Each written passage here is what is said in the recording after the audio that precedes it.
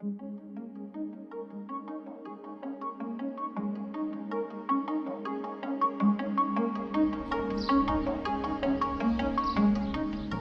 avons des élèves en distanciel. Le premier objectif, c'est essentiellement de les faire revenir à l'école, de les rassurer, de continuer le dialogue, et puis en même temps de continuer l'évaluation, de savoir où ils en sont scolairement. Et à partir de là, en relançant les dialogues, on espère qu'ils vont pouvoir revenir à l'école.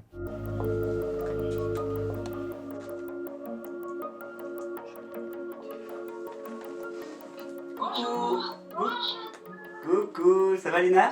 Alors Lina, c'est une petite fille que j'ai en visio une fois par semaine à peu près. La maman était un petit peu craintive sur son retour à l'école par rapport au virus. Le fait notamment de l'avoir en visio, ça a permis de rassurer la maman, de voir aussi, elle habite juste à côté de l'école, que tout se passe bien.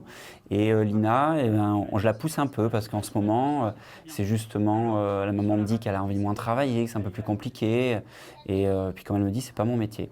Donc je la pousse un peu à travailler, je lui mets un petit peu la pression entre guillemets quand je vais l'appeler. Je lui dis il faut que tu prépares ta lecture. Voilà. Donc il y a 2 jours de travail avec la maman qui se fait et ça lui permet de pas trop perdre le fil. C'est pas si mal que ça, c'est très bien. On les rassure, on leur explique qu'en classe on a appris le nécessaire, que le ménage est fait régulièrement, que nous avons du gel, qu'ils se lavent les mains, que les enfants ne sont pas en contact directement en classe et nous avons la possibilité, s'ils le désirent, de leur faire porter des masques en plus pour les rassurer. Donc l'idée c'est vraiment ça, c'est vraiment de les rassurer un maximum et leur montrer que pour l'instant tout se passe bien. Cet après-midi, on s'en reparle. Bon très bien, parfait, profitez-en. Tu veux dire au revoir Lina? Au revoir. Au revoir, à mardi. Au revoir. Merci beaucoup, au revoir.